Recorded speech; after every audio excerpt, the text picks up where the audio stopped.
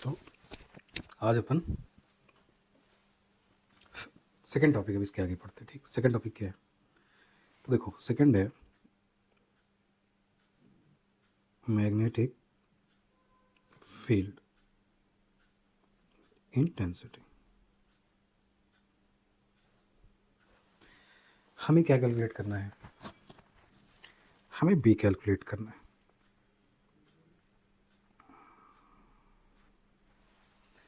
तो अब नीट ने बहुत सारे सवाल यहाँ से पूछे, ठीक है ना? ऐसा नहीं है कि इस टॉपिक से नीट ने क्वेश्चंस नहीं पूछे, ठीक ठाक सवाल उन्होंने हमसे पूछे हुए। तो इस टॉपिक पर तो अभी तक हमने मैग्नेटिज्म में सिर्फ बार मैग्नेट के बारे में पढ़ा और उसके जो भी सवाल पीवाईक्यू में थे, आई होप आपने भी लगा लिए होंगे। अब नेक्स्ट हम पढ़ते हैं बायो-सेवर्ट लॉ की एप्लीकेशंस और साथ में मैग्नेटिक फील्ड निकालने के कितने तरीके हमारे पास हैं, ठीक है ना? देखो बी कैसे कैलकुलेट करोगे। देखो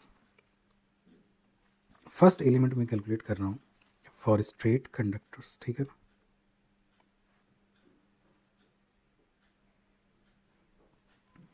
मान लेते हैं ये मेरे पास स्ट्रेट वायर है, करंट आई है, ठीक है ना? एक पॉइंट पी है जहाँ पर मुझे इस करंट कैरिंग वायर के कारण मैग्नेटिक फील्ड निकालनी है। देखो मैग्नेटिक फील्ड का सोर्स क्या है? अगर मैं कहूँ सोर्स क्या है तो तुम्हारे पास तीन सोर्सेज होते हैं बी के। पहले समझ लो कौन कौन से। पहला बार मैग्नेट, वो एक सोर्स है जिसको हमने पढ़ लिया। दूसरा करंट कैरिंग वायर, कोई करंट कैरिंग वायर होगा तो वो भी अपना चारों तरफ मैग्नेटिक फील्ड प्रोड्यूस करेगा। तीसरा मूविंग चार्ज, लेकिन कैसे? With acceleration, sorry moving charge कैसे भी, विदाउट विद कांस्टेंट स्पीड और वेरिएबल। ये तीन सोर्सेज हैं मैग्नेटिक फील्ड को प्रोड्यूस करने के। तो आपसे कोई बोले कि मैग्नेटिक फील्ड प्रोड्यूस करना है, कितने सोर्सेज हैं? तीन। बार मैग्नेट, करंट कैरिंग वायर और तीसरा है मूविंग चार्ज, ठीक है ना? अब यहीं पे एक सवाल आता है, स्टैटिक चार्ज क्या प्रोड्यूस करेगा? Only electric field. Moving charge E और बी, जबकि एक्सेलरेटेड चार्ज ई भी, बी भी एंड ई एम वे। तो अब नीट ने आपसे एक सवाल पूछा कि बताइए कौन से ऐसे चार्ज पार्टिकल्स हैं जो इलेक्ट्रोमैग्नेटिक वेव प्रोड्यूस कर सकते हैं। आप बोलोगे जो एक्सेलरेटेड हो, मतलब जिसकी स्पीड टाइम के साथ बढ़े या घटे। तो ये कुछ सोर्सेज हैं जो हमें याद रखने चाहिए कि हाँ कौन कौन है जो मैग्नेटिक फील्ड प्रोड्यूस कर सकता है और कैसे प्रोड्यूस कर सकता है। आई होप आपको याद रहेगा। चलो आते हैं स्ट्रेट कंडक्टर बायो-सेवर्ट लॉ पे। क्या करना है? देखो सबसे पहले पॉइंट पी से तार पे आप परपेंडिकुलर डाल देनी है। This is called R, okay, perpendicular distance है। अब मैं एक छोटा सा एलिमेंट लेता हूँ, this element length is D L. Faraday ने कहा कि जो डी बी होता है छोटे से एलिमेंट के कारण, it is equal to mu naught upon 4 pi I D L cross R, ठीक है ना, अपॉन आर स्क्वायर।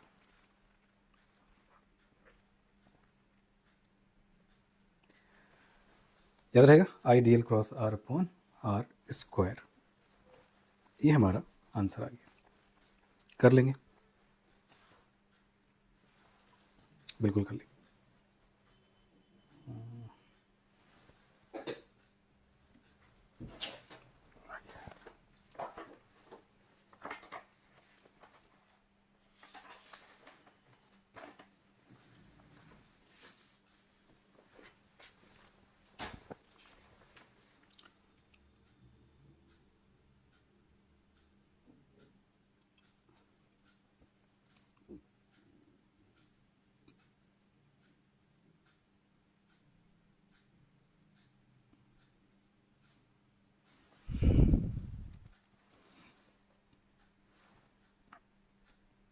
तो फार्मूला होता है, हाँ, तो जो फार्मूला निकल के आता है I D L cross R upon R cube, याद रहेगा। ये बायो-सेवर्ट ने हमसे कहा।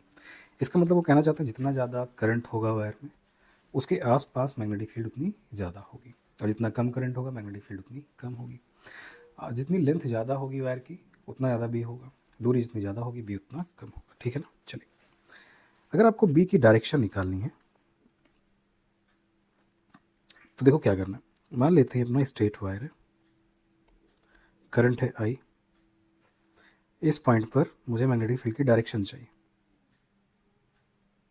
कैसे निकालेंगे? देखो, आपको अपने राइट हैंड को यूज़ करना है।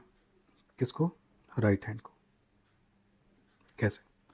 आपका जो थंब होना चाहिए वो थंब करंट की दिशा में होना चाहिए, और आपकी जो चारों उंगलियां हैं वो पॉइंट की दिशा में आउट होना चाहिए। ठीक है ना। तो जो फेस ऑफ पाम होता है, क्या होता है? Face of palm. ये तुम्हें बी की डायरेक्शन देगा। तो मैंने क्या किया, मैंने थंब को करंट की दिशा में रखा, चारों उंगलियां पॉइंट पी की तरफ, तो फेस ऑफ पाम इनवर्ड गया है, मैग्नेटिक फील्ड क्रॉस में। क्रॉस का क्या मतलब होता है? अगर कहीं मैग्नेटिक फील्ड क्रॉस में मतलब perpendicular to plane inward, dot है परपेंडिकुलर टू प्लेन आउटवर्ड। और मैं तुमको एक बार बता दूं, मैग्नेटिक फील्ड हमेशा हमेशा वायर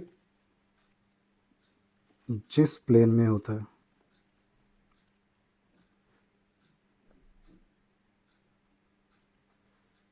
उसके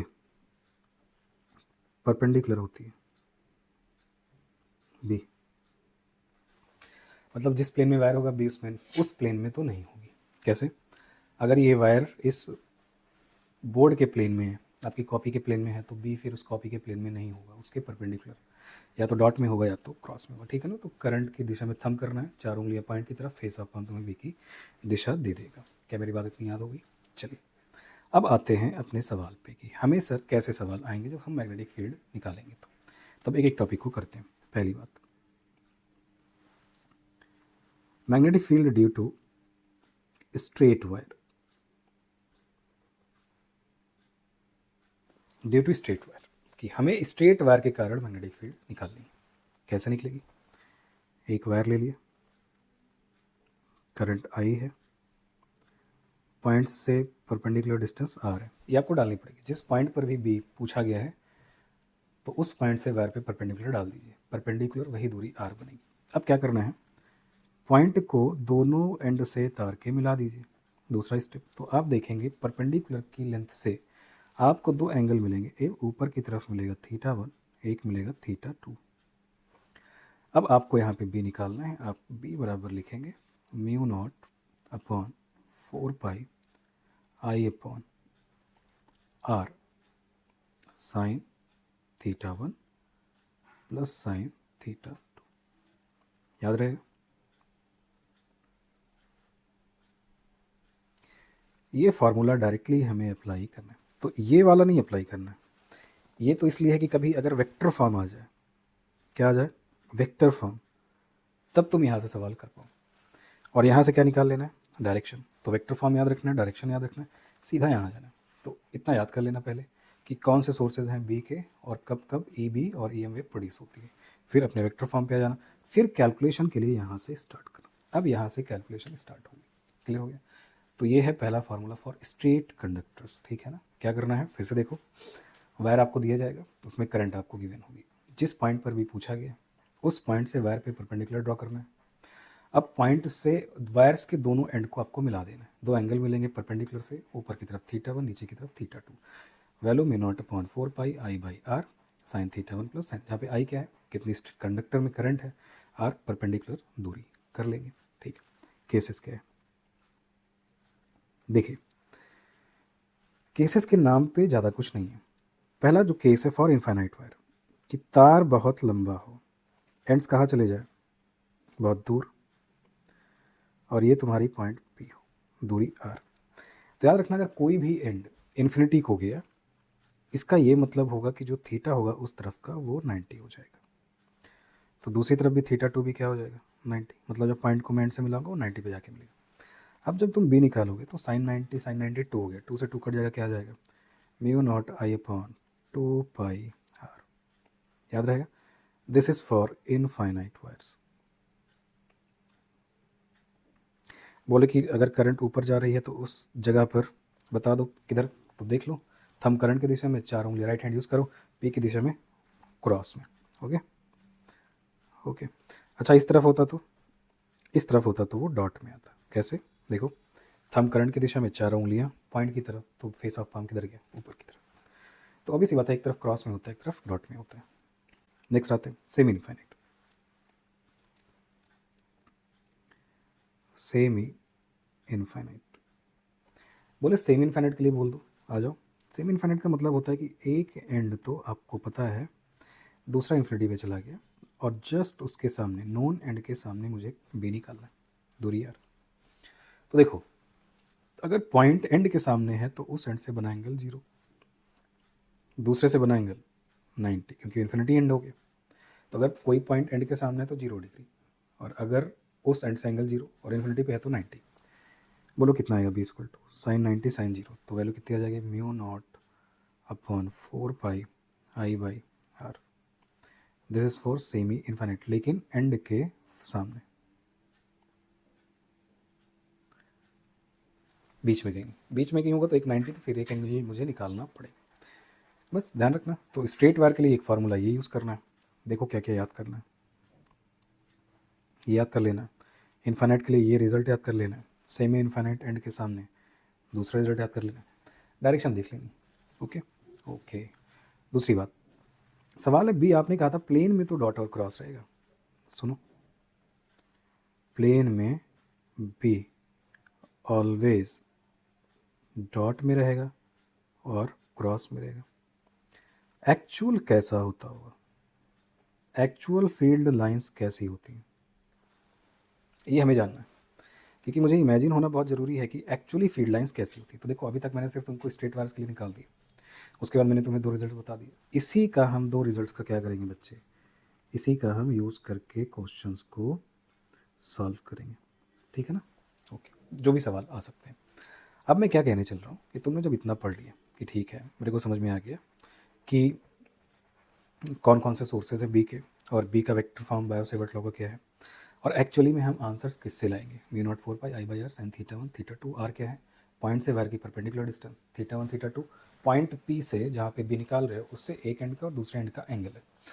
अगर ये एंड 90 पर है, इन्फिनिटी पर चला गया तो एंगल 90, और एंड के सामने कोई पॉइंट है तो एंगल 0। याद रहेगा, याद रहेगा तो सवाल कर लो। अब हम जो बात करने चल रहे हैं ये बहुत काम की है, वो बात क्या है सुनो। वो बात है, आप बताओ एक्चुअल में, एक्चुअल में लाइंस कैसी होती हैं, मुझे ये जानना है।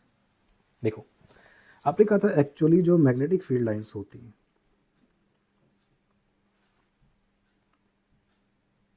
वो क्लोज लूप बनाती हैं,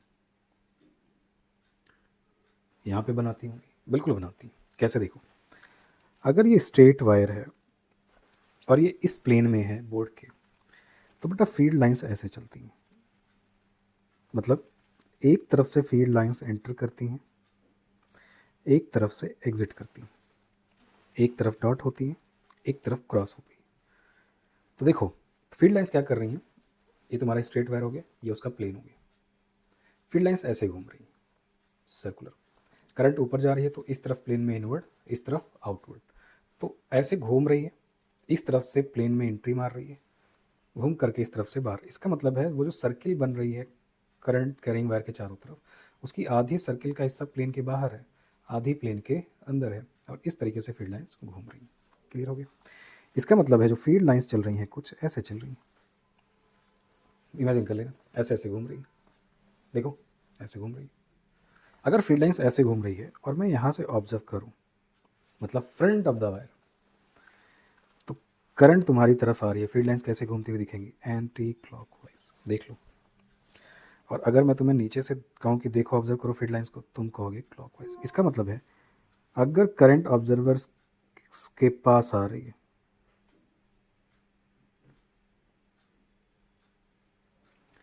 तुम बोलोगे एंटी क्लॉक दिखेगा। जैसे ये वायर है, मुझे कोई कहे ऐसे वायर है, करंट ऐसे आ रही है, मैं कहूँ फील्ड लाइंस ऐसे दिखेंगी एंटी क्लॉकवाइज। कोई कहे करंट ऐसे जा रही है, मुझसे दूर जा रही है, मैं कहूँगा क्लॉकवाइज दिखेगी। तो छल्ला आपको ऐसे दिखेगा, जब वायर का आपको क्रॉस सेक्शनल एरिया दिखेगा तब आपको फील्ड लाइंस की रिंग दिखेगी, जबकि आपको अगर वायर ऐसे दिख रहा है तो आपको प्लेन में या तो डॉट दिखेगा या तो क्रॉस दिखेगा। आई होप समझ पा रहे होगे, ठीक है।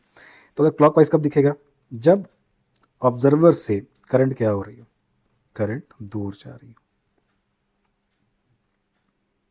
ठीक है ना।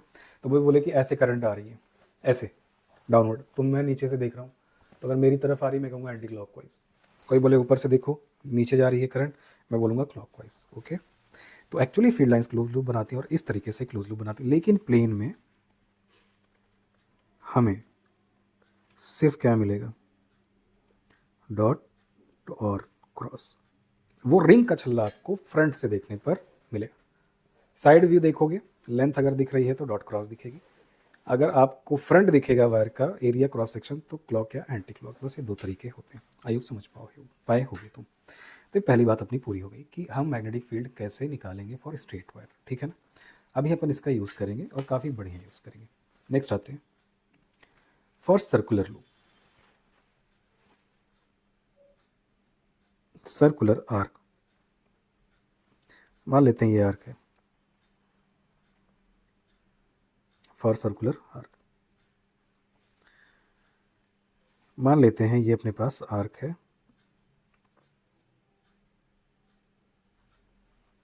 इस आर्क में करंट आई है, ये सेंटर है आर्क का, रेडियस आर है, एंगल थीटा।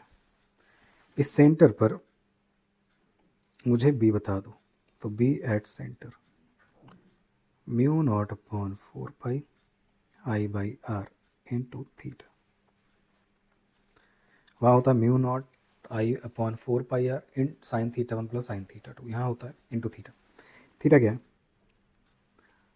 आर्क का एंगल सेंटर पर, किस में रखना है, always in radian. Quarter circle, तो कंप्लीट सर्किल कितना एंगल बनाती है, 2 पाई रेडियन का सेंटर पे। हाफ सर्किल पाई का, क्वार्टर सर्किल पाई बाई 2 का।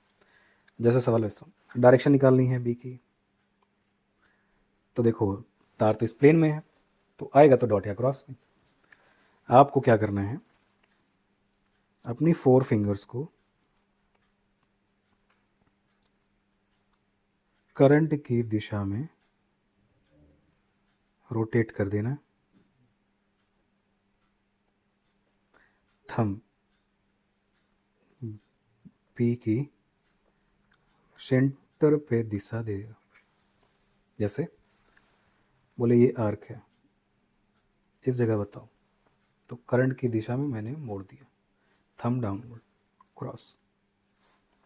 बोले ये आर्क है, अब बताओ सेंटर पे कितना होगा, कोई बात नहीं, करंट की दिशा में 4 उंगलियां मोड़ दी, थंब ऊपर गया, डॉट होगा। क्रॉस का मतलब प्लेन के इनवर्ड, डॉट का मतलब प्लेन के आउटवर्ड परपेंडिकुलर। तो वायर अगर तुम्हें प्लेन में दिखा, जो कि सवाल में दिखेगा, तो बी हमेशा डॉट या क्रॉस में होगी।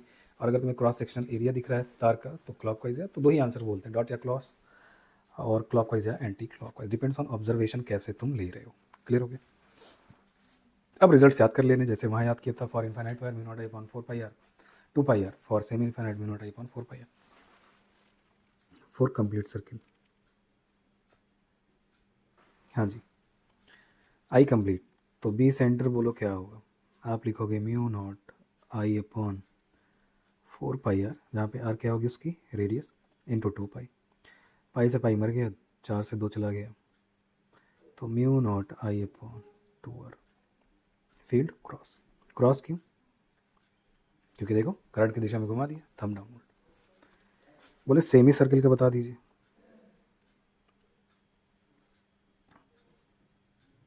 रेडियस आर, तो सेमी सर्किल के लिए कितना हो जाएगा पाई, तो कितना आ जाएगा mu naught I upon 4 R. बोले क्वार्टर के लिए बता दो,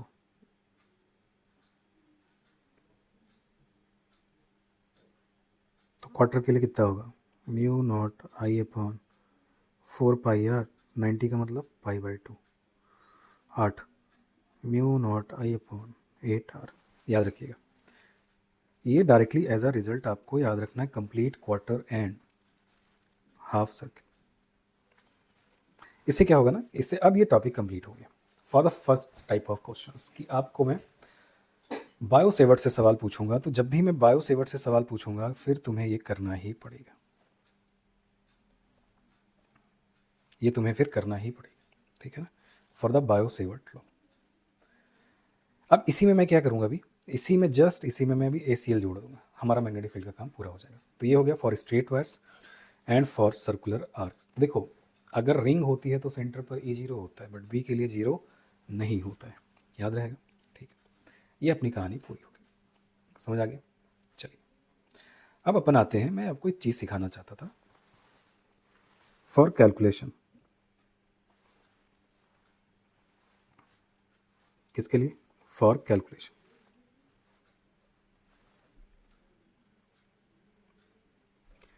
वो क्या था, ध्यान से सुन। कई बार आपसे स्ट्रेट वायर में एक सवाल आता है कि मेरे पास एक फाइनाइट वायर है, ठीक है, और मैं इस पॉइंट पर P पर मैग्नेटिक फील्ड निकालना चाहता हूँ और वायर में करंट I है। इसको बना लेना, कई बार तुम्हें टेस्ट में इस तरह के क्वेश्चंस मिल जाते हैं। नीट ने नहीं पूछा है, लेकिन क्योंकि सवाल है तो मुझे सिखाना है तुम्हें। इसमें फार्मूला काम नहीं करेगा, इसमें जुगाड़ काम करेगा। देखो कैसे। अब सवाल है कि मैं कहता था कि पहले पॉइंट P से वायर पे परपेंडिकुलर डालोगे। अब वायर तो P के सामने है नहीं, तो परपेंडिकुलर तो पढ़ नहीं सकता। क्या करेंगे?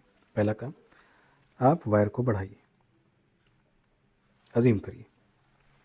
अब अजीम्ड वायर से परपेंडिकुलर डाल दीजिए, दिस इज R। अब आपको ना बेटा जी क्या करना होगा, आपको एंगल बनाना पड़ेगा। एंड कहाँ है? तो एक वायर का एंड ये है, एक वायर का एंड ये, पॉइंट P मिला दो, दिस इज कॉल्ड, ये थीटा एक हो गया, ये थीटा 2। इसको मैंने कहा थीटा 1 ऊपर वाले एंड का, नीचे वाले एंड से कहा पॉइंट परपेंडिकुलर के साथ थीटा 2। तो परपेंडिकुलर के साथ अभी भी मुझे दो एंगल मिले हैं, एक थीटा 1 मिला है, एक थीटा 2। अब आपको क्या करना है, फार्मूला वाई यूज़ करना है, B is equal to mu not I upon 4πr, R is perpendicular distance. बस आपको क्या कर देना है, साइन यूज़ करना है। पूरा वायर जो अज्यूम्ड प्लस एक्चुअल वायर है उसका एंगल कितना बना पॉइंट P से, टोटल तार का थीटा 1, घटा देना है जो पार्ट हमने अज्यूम्ड किया था, वो एंगल कौन सा बना रहा है, अज्यूम्ड पार्ट पर थीटा 2। कैलकुलेट करोगे आंसर आ जाएगा। ये कई बार टेस्ट में सवाल पूछ लेते हैं कि पॉइंट P अब सामने नहीं होगा, सामने के बजाय वायर से कहीं और होगा। तो पहले क्या करना है, तार को थोड़ा अजीम कर लेना है, पॉइंट P तक ला देना है, P से अब परपेंडिकुलर खींच लेना है। अब एक्चुअल वायर के एंड्स को मिला देना है पॉइंट P से, दो एंगल बन जाएंगे। एक total angle theta 1 from actual wire plus hypothetical wire, एक दूसरा एंगल बनेगा जो हाइपोथेटिकल वायर पर बनेगा। तो ये हाइपोथेटिकल वायर है तुम्हारा, इस पर थीटा 2 बना और पूरे पर थीटा 1। तो एक्चुअल टोटल में से हाइपोथेटिकल का एंगल क्या कर देना है, घटा देना है, और फाइनली हमारा आंसर आ जाएगा। बस ये तीन मेजरमेंट्स चाहिए, straight, circular and for calculation जब पॉइंट आपका outside the front of the wire ना। क्लियर हो गया। फील्ड लाइन सर्कुलर होती है, लेकिन वायर के प्लेन में आपको हमेशा डॉट या क्रॉस दिखेगा। लेकिन अगर आपको current cross section of wire दिख रहा है, करंट आपकी तरफ आ रही है, field lines anti clockwise, current आपसे दूर जा रही है, फील्ड लाइंस क्लॉकवाइज। बोलोगे जैसे कई बार टेस्ट में सवाल आता है, एक प्रोटॉन की बीम नीचे आ रही है, नीचे ऑब्जर्वर खड़ा है, बताओ कैसी फील्ड लाइंस दिखेगी। तो प्रोटॉन की बीम नीचे आ रही है मतलब पॉजिटिव चार्ज नीचे आ रहा है, मतलब करंट नीचे आ रही है, ऑब्जर्वर की तरफ आ रही है, एंटी क्लॉकवाइज। ठीक है ना, ऐसे सवाल आते रहते हैं। नेक्स्ट आते हैं, अब मुझे कंप्लीट करना है इस टॉपिक को, तो मैं लिखता हूँ ACL। इसका पूरा नाम है एम्पियर्स सर्किटल लॉ। मतलब क्या है इसमें, जब मल्टीपल वायर्स हों और कहीं पर हमें B क्या करना हो, फाइंड करना हो, तब हम ACL का यूज़ कर सकते हैं। मैं समझाता हूँ ACL क्या कहते हैं। सुनो, ACL कहते हैं the close integration of B dot DL is equal to mu naught into I enclosed. अभी आपको समझा दूँ, ये ACL का फ्रेम है। अब इसका अप्लाई कैसे करते हैं ये बहुत जरूरी। अप्लाई करो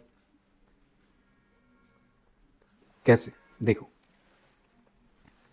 एक तार लिया, करंट आई, ठीक है, this is point P, B चाहिए, एसीएल का यूज़ करके, इनफाइनाइट वायर। क्या करोगे, अब इस पॉइंट पी को पेरीफेरी मान करके चार के तारों तरफ, तार के वायर के चारों तरफ आपको भी एक लूप बनाना है।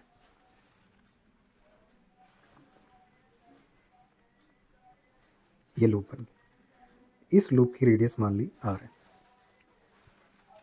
अब अप्लाई कैसे करना है देखो, अगर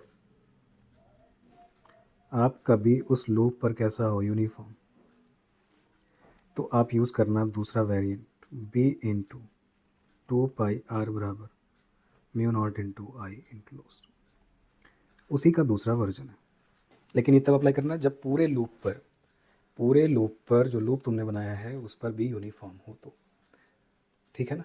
अब देखो अगर डिस्टेंस सेम है तो बी यूनिफॉर्म होगी, तो मैं क्लोज इंटीग्रेशन, मुझे इंटीग्रेट नहीं करना, मुझे इंटीग्रेशन नहीं करना है, बल्कि मुझे इस वेरिएंट को यूज़ करना है, क्योंकि आपके केसेस में हर जगह उस लूप में बी यूनिफॉर्म रहेगा। तो अब ये क्या है 2πr, it is a perimeter of loop. आओ देखो बी, पेरीमीटर कितना मेरे लूप का इस समय, 2πr म्यू नॉट, कितनी करंट इनक्लोज है I, what is the value of B, mu naught I upon 2πr। बोलो कर लोगे, बिल्कुल, ये है उसका एप्लीकेशन। तो आपको ये वेरिएंट याद करना है, आपको ये वेरिएंट,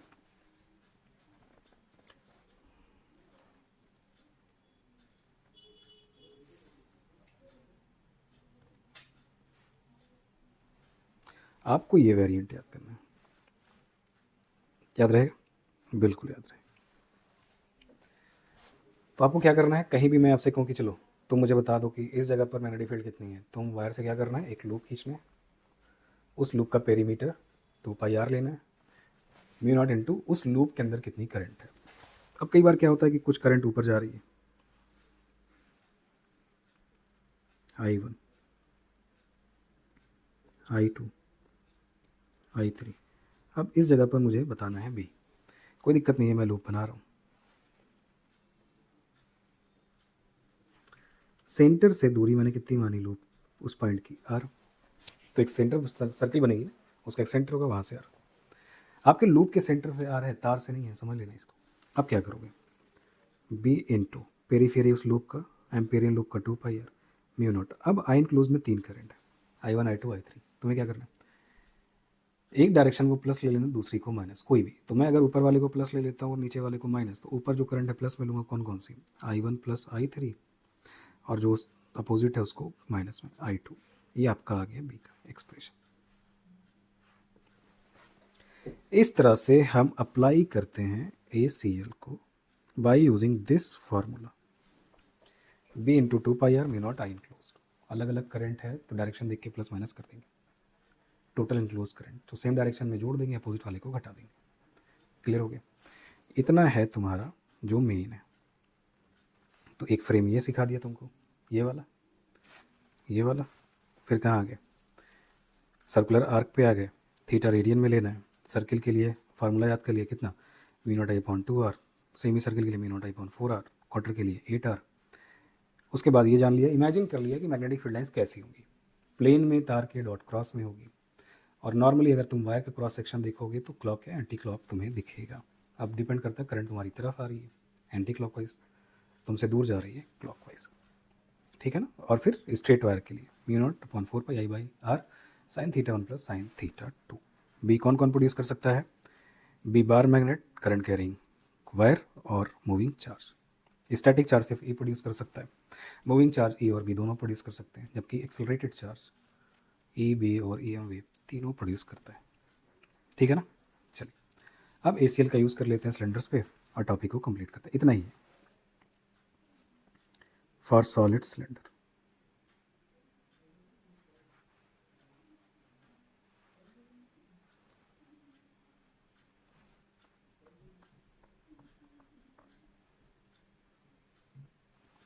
सॉलिड सिलेंडर में करंट पूरे क्रॉस सेक्शन से आती है, ये बात याद रखना, सिर्फ सतह से नहीं। करंट कितनी है इसमें, आइए पहला आउटसाइड, बी आउटसाइड, फार्मूले में कोई फर्क नहीं है, mu naught I upon 2 pi R. Outside का मतलब R is greater than capital R. R जो भी मेजर्ड होगा वो आर कहाँ से मेजर्ड होगा, फ्रॉम सेंटर। पॉइंट की दूरी सेंटर से, ये गलती मत करिए कि सतह से लेना है, centre of the cylinder. Second, B surface, जब सेंटर से दूरी आर के बराबर हो, mu naught I upon 2 pi R. B inside, यही केस इंपॉर्टेंट है। अब इनसाइड के लिए फार्मूला यूज करिएगा, mu naught I small R upon 2 pi R cube, R square. कहाँ से आता है, आसमान से नहीं आता है, आता है ACL को यूज़ करके। यहाँ पे करंट डेंसिटी जो होती है J बराबर होती है I/A, ठीक है ना। कई बार J का टर्म आता है तो यूज़ कर सकते हो। करंट डेंसिटी पर करंट अपॉन एरिया, एरिया के जगह क्या लिखोगे, I/ सर्कुलर है ना, पाई are square.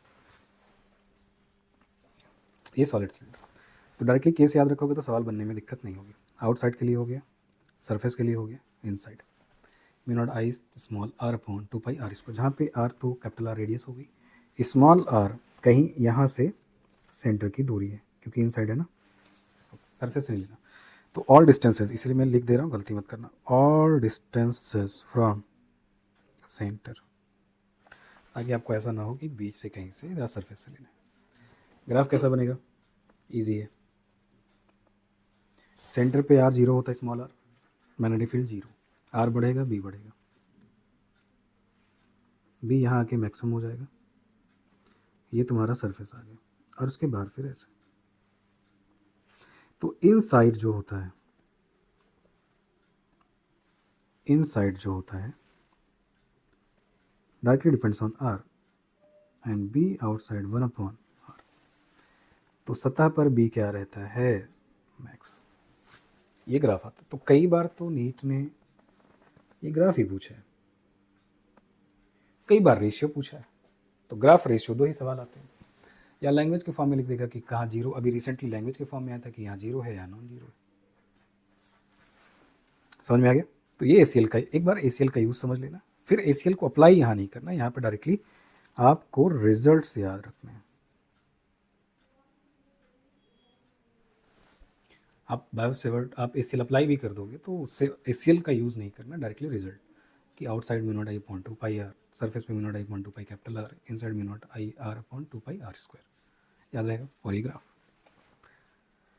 This is your magnetic field, ठीक है ना। तो एक बार फिर से देख लो, छोटा टॉपिक है लेकिन सवाल हर साल इंपॉर्टेंट है, एक क्वेश्चन आते रहते हैं। तो ये हो गया स्ट्रेट वायर के लिए, मैग्नेटिक फील्ड्स के बारे में नॉलेज हो गई, सर्कुलर होती हैं, क्लोज लूप बनाती हैं, डॉट क्रॉस कब होता है और लूप कैसे होगा। आर के लिए लिख लिया, कंप्लीट, हाफ, क्वार्टर, पॉइंट अगर outside the front of the wire ना हो तो ACL क्या होता है, उसका एप्लीकेशन के रिजल्ट्स। ठीक, नेक्स्ट क्या है अपने पास, नेक्स्ट आते हैं, नेक्स्ट इज हॉलो।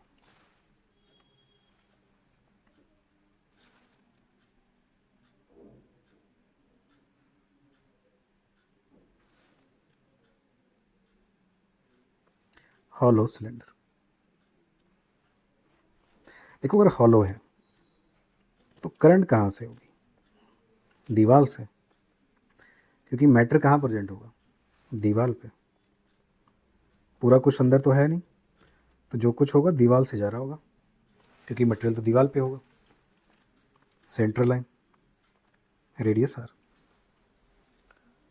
अगर दीवार से जा रहा है इसका मतलब अंदर अगर मैं कोई पॉइंट मान के जब क्लोज लूप बनाऊंगा तो अंदर कोई करंट क्लोज नहीं होगी। बी आउटसाइड, जब आर ज़्यादा हो आर से,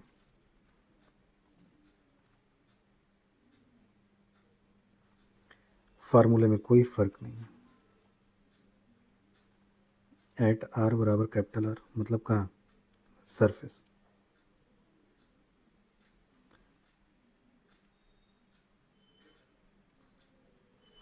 थर्ड, 0। तो बी इनसाइड 0 रहता है, बी इनसाइड 0 रहता है, सरफेस पे मैक्सिमम होता है और बाहर जाते हुए डिक्रीज करता जाता है। तो बोले ग्राफ बता दो। तो पहले तो तुम्हें बी दिखेगा ही नहीं अंदर, तो यहाँ तक जब तक सरफेस नहीं आएगी बी 0 रहेगा। यहाँ से ग्राफ रेक्टेंगुलर हाइपरबोला, और यहाँ बी क्या रहेगा, मैक्स रहेगा। अंदर बी इनसाइड 0 और बाहर 1/r और सतह पर मैक्सिमम। ओके, बस अब जितने भी सवाल हैं ये तुम्हारे ACL हो गए, ये तुम्हारी अभी स्क्रीन पे दिख रहा है, ये तुम्हारा ACL का तरीका हो गया,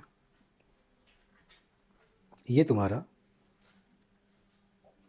जब पॉइंट फ्रंट पर ना हो, सर्कुलर आर्क, स्ट्रेट वायर्स। अब इन्हीं का यूज़ करके हमें क्वेश्चंस करने हैं। This is all about bio Savart and ACL, ठीक है ना।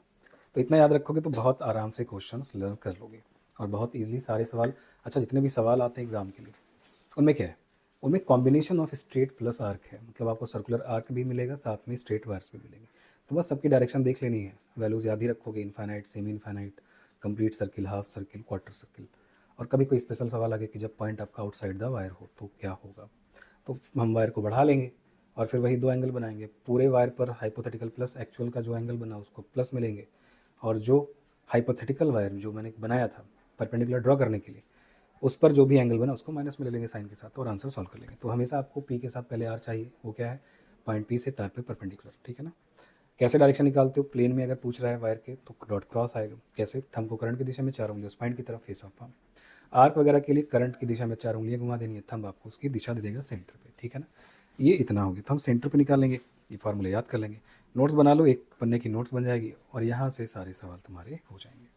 पहले मैं कॉन्सेप्ट सिखा देता हूँ फिर क्वेश्चंस करूँगा। नेक्स्ट हमारे पास क्या होगा, सोलेनॉइड। हमें सोलेनॉइड कभी पढ़ना है। अब बी सोलेनॉइड क्या होता है, देखो सोलेनॉइड कुछ भी नहीं होता है, एक रॉड होती है, रॉड पर तार को इस तरीके से लपेटा जाता है, मतलब छल्ला बनता है, ring.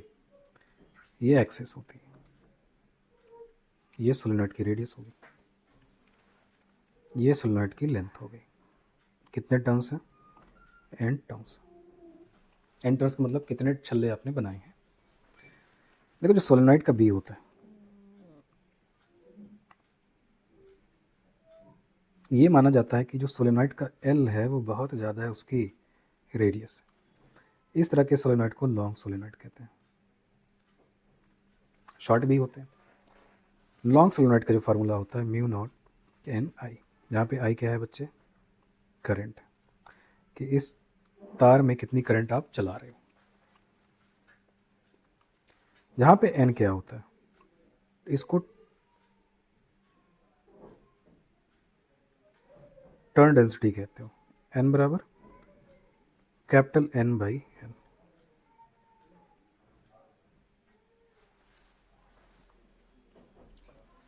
This is called turn density, याद रहेगा, म्यू नॉट एन आई। एक ही सवाल ही है आपको शॉर्ट सोलेनॉइड का, तो मैंने कभी सवाल नहीं देखा है ना टेस्ट में मुझे दिखा ना कभी। और EMI में जो एप्लीकेशंस भी तुम सोलेनॉइड के करोगे कोई भी, चाहे म्यूचुअल इंडक्शन के लिए चाहे सेल्फ के लिए, तो लॉन्ग सोलेनॉइड से ही आते हैं जब लेंथ रेडियस से ज़्यादा हो, ठीक है।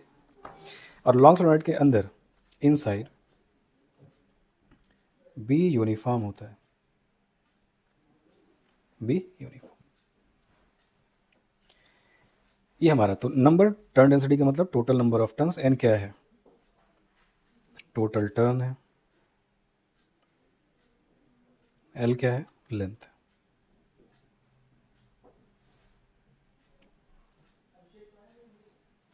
ठीक है, चलिए एक बात हो, मान लो मैं तुमसे कहता हूँ कि मेरे पास एक सर्किल है,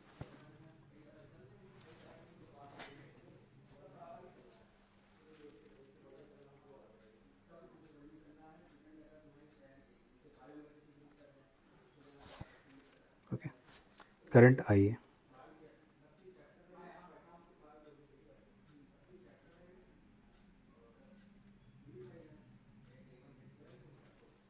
रेडियस आ रहा है, कितने टर्न्स हैं, एन टर्न्स। तो बी एट सेंटर क्या होगा? तो पहले एक टर्न का लिखो, एक टर्न का कितना होता है? मैंने अभी लिखा था mu naught I upon 2r। उससे पहले जो सवाल अभी केसेस करवा रहा था तो एक टर्न थी तो था सर्किल का, एक टर्न के लिए म्यू नॉट आई अपॉन कितने टर्न हैं? एन से क्या कर दोगे? मल्टीप्लाई।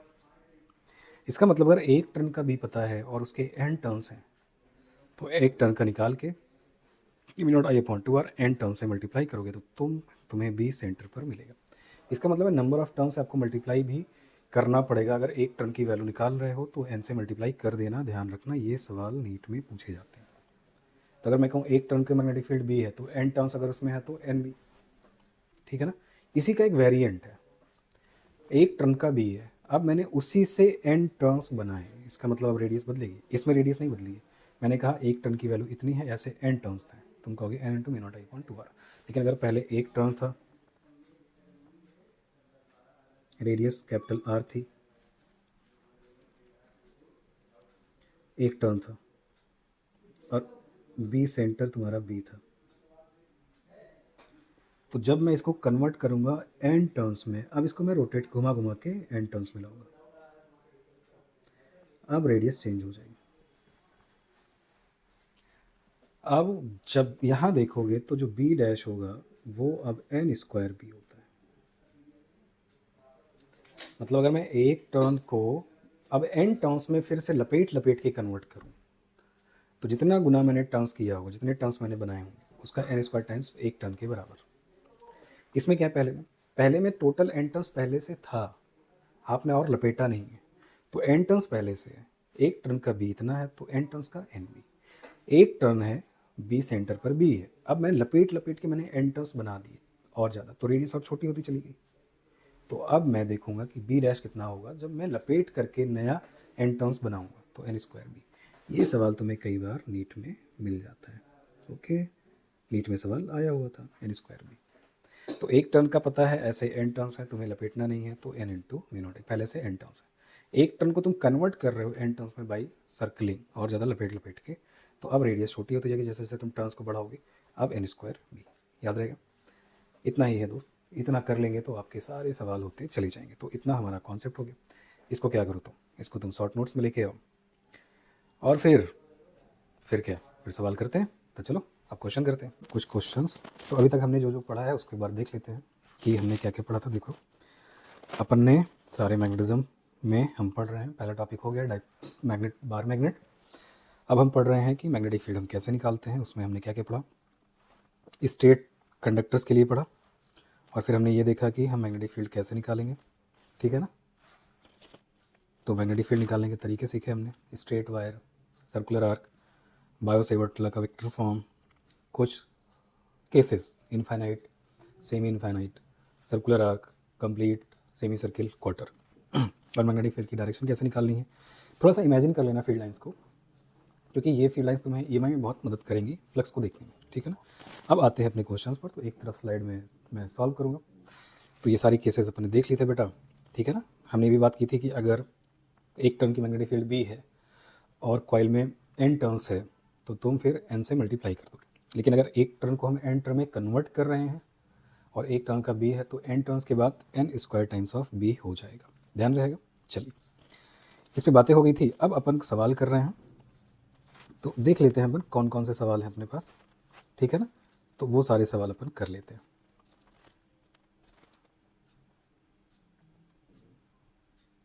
तो अब देखते हैं क्या क्या सवाल है, एक एक सवाल लेता हूँ, इसको हटा देता हूँ पहले, ठीक है। एक एक क्वेश्चन लेते चलते हैं। आप ध्यान से देखना, जितना कुछ पढ़ा है उसी पर अप्लाई करेंगे और उसी से अपना सवाल बनता चला जाएगा, ठीक है ना। चलिए, पेन सेलेक्ट कर देता हूँ, येलो कलर, येलो सही रहता है, ठीक है। अब आते हैं अपने टॉपिक्स पर, ठीक। अब देखो सवाल क्या कह रहा है उसके बारे में बात करते हैं। पहला क्वेश्चन 2024 नीट में है, क्या है, उन्होंने कहा एक सर्कुलर लूप है, 100 टर्न्स हैं, उसमें करंट 7 एम्पियर की बह रही है उस लूप में, और जो रेडियस है बेटा वो 10 सेंटीमीटर की है, ठीक है। उन्होंने आपसे कहा कि बताइए सेंटर पे मैग्नेटिक फील्ड क्या होगा। बता दो बच्चे कितना होगा। आप कहोगे sir mu naught I upon 2r, लेकिन क्योंकि एक टर्न का है, ऐसे कितने टर्न्स थे, 100। आ जाओ, mu not 4 pi into 10⁻⁻7, 7 ampere to radius 10 centimetre, metre में कन्वर्ट करोगे 10⁻⁻2 इंटू 100। ठीक है ना, काट देते हैं तो 2 आ गया, ये 1 से 1 कट गया, -2 गया +2, 2 1 3, तो 7 3, तो ये माना -4, और 7 दूनी 14 इंटू पाई, आइए 14 इंटू 3.14 इंटू 10⁻⁻4, 14 3 42, तो लगभग ये कितना आ जाएगा, हाँ 4.4, तो देख लेते हैं, तो मल्टीप्लाई करोगे तो ये लगभग ऑलमोस्ट, क्योंकि -3 करोगे तो 14 3 42, 4.4 मिली टेस्ला, ये आंसर आ जाएगा। ठीक है ना, तो जब आप ये सवाल देखोगे, सवाल यही था, क्वेश्चन नंबर 12।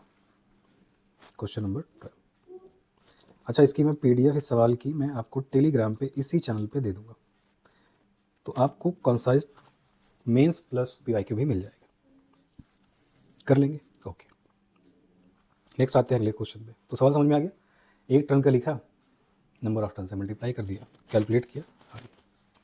नेक्स्ट क्वेश्चन देखिए, अब उन्हें कहा, ये भी सवाल नीट का है, 23 में है। देखो कितनी इजी क्वेश्चंस आते हैं, अगर आप फोकस करके स्टडी करो तो कितना आसान है नीट में सिलेक्शन। उन्हें कहा मेरे पास ये अरेंजमेंट, ठीक है, रेडियस R बोलिए, this is infinite, current I है और ऐसे चली गई है। जब तुम इस अरेंजमेंट को बेटा देखोगे तो इस पॉइंट P पर आर्क के सेंटर पर आपसे कहा गया B की वैल्यू बता दो क्या होगी। ठीक है ना, B क्या होगा बता दीजिए, आइए निकालते हैं। अगर हमें B निकालना है तो मैं क्या करता हूँ, मेरे पास 3 है, पहला infinite, semi infinite A to B, B to C, C to D, तो A से B निकालते हैं, B से C निकालते हैं, C से D। देखो अगर मैं कहूँ A से B वाला जो वायर है उसके लिए मैग्नेटिक फील्ड P पर क्या होगी, आप कहोगे क्रॉस में होगी। ठीक है, सही है, क्योंकि चारों उंगलियां पॉइंट की तरफ और थंब करंट की दिशा में डाउनवर्ड। मैं कहूँ C से D के लिए कितना होगा, तो तुम कहोगे तब भी क्रॉस में होगा। इसका मतलब 2 सेमी इनफाइनाइट वायर की मैग्नेटिक फील्ड सपोर्ट में है, और जबकि आर्क की करंट की दिशा में चारों उंगलियां थंब ऊपर डॉट में। इसका मतलब है 2 सेमी इनफाइनाइट, तो एक सेमी इनफाइनाइट की वैल्यू कितनी होती है, ये होती है म्यू नॉट I अपॉन कितना बच्चे 4 पाई R। ऐसे कितने थे सपोर्ट में, एक और था, 2 से मल्टीप्लाई किया, मैग्नेटिक फील्ड क्रॉस कितना आ गया, mu naught I upon 2 mu not I upon 4 pi R cross में। डॉट सर्किल का है, सेमी सर्किल का। तो पहले आपको सवाल करने के लिए नेचर समझो, पहले सभी की डायरेक्शन, फिर उनकी वैल्यू, फिर उनका एडिशन, 3 स्टेप्स तुम फॉलो करोगे।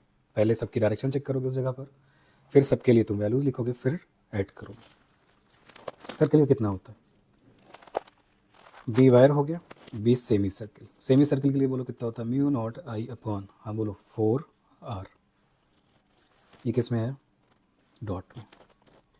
तो मुझे बताओ ज़्यादा वैल्यू किसकी है, mu not I upon 4R की या mu naught I upon 4 pi R की। मेरे ख्याल से BC ज़्यादा है, सर्किल की ज़्यादा है जबकि वायर की कम है। तो B नेट इक्वल टू क्या करूँगा मैं, B circular arc minus B wire, circular arc mu not I upon 4R minus 2 mu not I upon 4 pi R। Option 4R के टर्म्स में तो बाहर ले लो, mu not I upon 4R, डब्बे में क्या बच गया 1 माइनस 2 बाई पाई, और डायरेक्शन क्या होगी, ऑब्वियसली डॉट। क्यों B नेट डॉट पे आएगा, तुमको सोच के देखो, ज़्यादा कौन है, ज़्यादा कौन है ज़्यादा कौन है, ये ज़्यादा है, जब ये ज़्यादा है तो इस नेट की जो डायरेक्शन है वो भी सर्किल वाले की तरफ होगी। क्लियर हो गई बात, ओके। ये दूसरा सवाल है, तो ऐसा नहीं है तुम क्वेश्चन नहीं कर सकते, तुम बहुत आराम से सवाल भी कर सकते हो जैसा कि हमने किया। आगे बढ़ते हैं, ठीक है ना, तो कौन सा आंसर होगा, म्यू नॉट I अपॉन 4 और 1 minus 2 by pi pointed into the page, ये question option number B। Question number 14, question number 14 क्या बोल रहा है, ये सवाल कह रहा है कि मेरे पास एक सर्किल है, करंट ऐसे और ऐसे आई है, कोई दिक्कत नहीं है।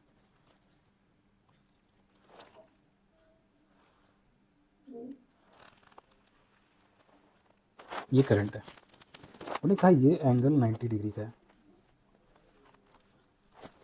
टोटल लेंथ अगर एल है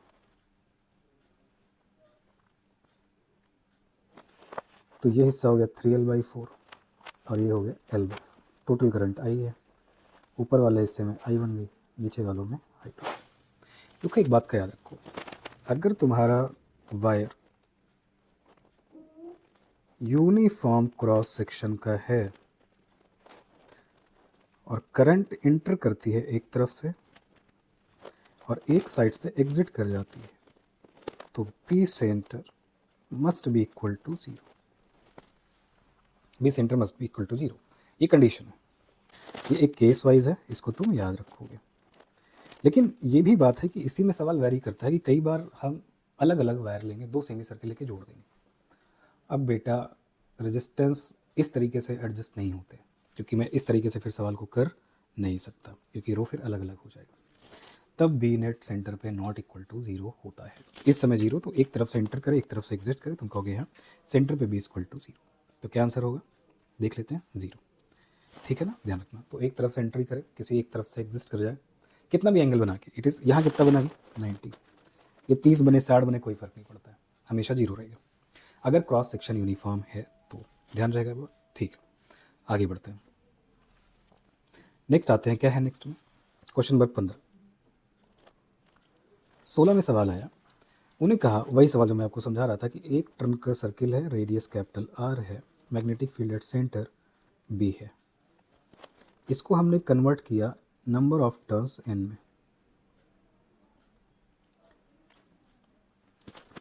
तो रेडियस कितनी हो गई, स्मॉल r हो गई, क्योंकि आप टर्न करोगे तो छोड़, मैं ट्राइप करवा देता हूँ। देखो b बराबर कितना होगा, तुम कहोगे mu naught I upon 2r। Okay, अब मैं क्योंकि r और r का रिलेशन चाहता हूँ, बिना इसके मैं क्वेश्चन नहीं कर सकता। तो देखो टोटल लेंथ अगर वायर की l थे, जिससे कि सर्किल बना था, तो पहले हिस्से में l बराबर कितना, 2πr। इस हिस्से की बात करो तो लेंथ तो वही रही वायर की, बस टर्न्स बढ़ाए गए थे, तो लेंथ बराबर एक हिस्से का 2πr, एक चक्कर का, ऐसे कितने चक्कर्स बेटा, तो 2πr बराबर क्या हो गया, n into 2πr। What is the value of small r, r/n। Okay, b dash n into mu naught I upon 2r। तो ये क्या बात होगी भाई, एक टर्न का mu naught I upon 2r, ऐसे कितने टर्न्स थे, n mu not I upon 2, small r की जगह r/n, क्या मिल गया, n square mu not I upon 2r, this is equal to n square b। ठीक है ना, तो इस तरीके से करोगे।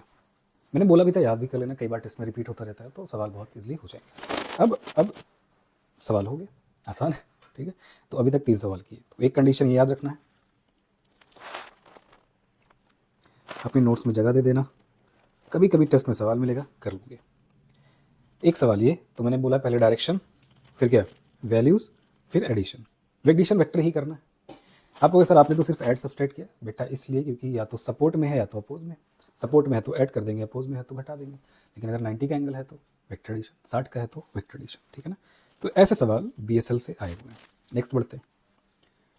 हाँ, ये सवाल 2015 में, कहाँ पे, नीट में। सवाल में कुछ ऐसा थोड़ी है कि सवाल बहुत टफ है, अगर आप अपने बेसिक्स को टटोलोगे तो एक 60 नंबर का क्वेश्चन भी तुम्हारे लिए क्या रहेगा, ईजी रहेगा। तो आज टेलीग्राम पे तुम्हें ये नोट्स मिल जाएगी, इसका क्वेश्चन का तुम निकाल लेना, और फिर सारे सवाल जैसे जैसे मैं पढ़ा रहा हूँ 3 लेक्चर में 4 लेक्चर में कंप्लीट होगा, कंप्लीट कर लेना साथ साथ। तो तुम्हारे सारे, देखो ये है क्या, जितना कुछ तुम साल भर पढ़ते हो, अब हम क्या चाह रहे हैं कि उसी को हम कंसाइज करें ऑन द बेसिस ऑफ कि मेंस और नीट के लिए क्या इंपॉर्टेंट है। तो मैं हर दिन आपको एक टॉपिक 2 टॉपिक यूट्यूब पे डालता रहूँगा। जब वो कंप्लीट हो जाएगा यूनिट, मैं उसका एक प्लेलिस्ट बना दूंगा कि इलेक्ट्रो के ये टॉपिक हो गए, मैग्नेटिज्म के ये हो गए, EMI के इतने हो गए। तो क्या होगा कि आराम से तुम्हारा 2 महीने में सारा फिजिक्स रिवाइज हो जाएगा, और तुम्हें सब आइडेंटिफाइड रहेगा कि हाँ किस टॉपिक से किस तरह के क्वेश्चंस आ रहे हैं। तो ये जब जान जाओगे तो क्रैक करना आसान होगा, सवाल जल्दी कर पाओगे।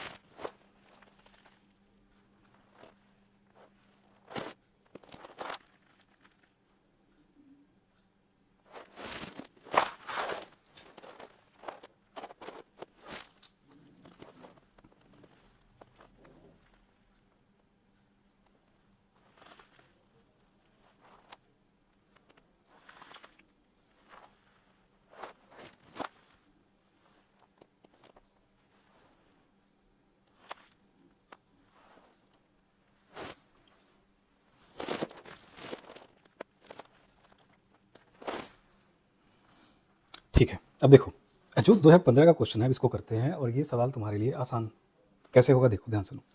उन्हें कहा ये एक्स एक्सिस है, ये वाई है, ये जेड है, दो लूप, एक लूप लिया गया सेमी सर्कुलर। लूप किस प्लेन में है ये आइडेंटिफाई करो। लूप प्रेजेंट है वाई जेड प्लेन और वायर है अलोंग एक्स एक्सिस। इसका मतलब है ये दो तार हो गए, लूप ऐसे, ठीक है ना, क्राउन की तरह, बेड के क्राउन की तरह, ठीक है। सेंटर पे सर्किल के बोला गया बता दो बी की वैल्यू क्या होगी। वेक्टर फॉर्म दिया गया है, तो वेक्टर फॉर्म दिया गया तो डरेंगे नहीं हम, वेक्टर फॉर्म है तो वेक्टर फॉर्म कर लेंगे। आगे बढ़ो, देखो सबसे पहले मैं एक एक करता हूँ।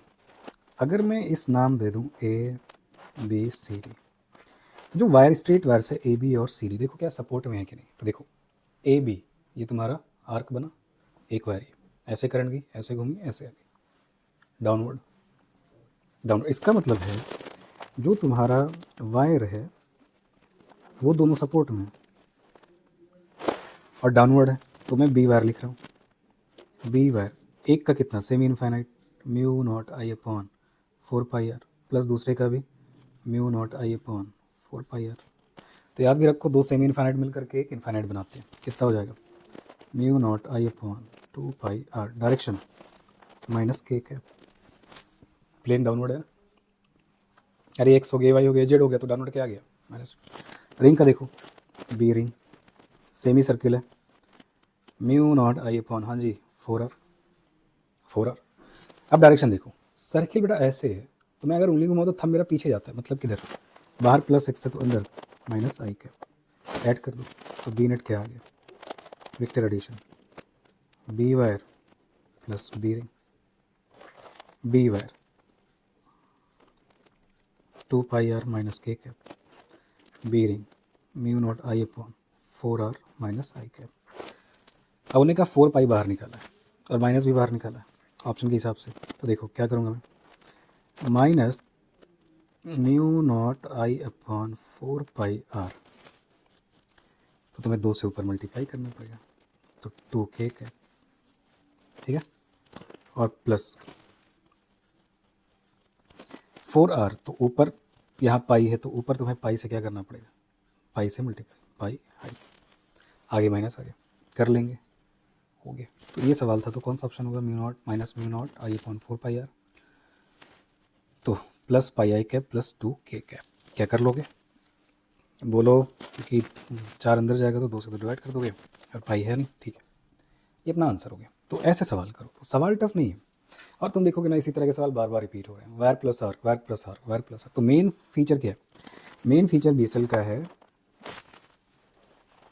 मेन फीचर बीएसएल का है वायर प्लस आर्क, इसका कॉम्बिनेशन, ठीक है ना, इसके कॉम्बिनेशन।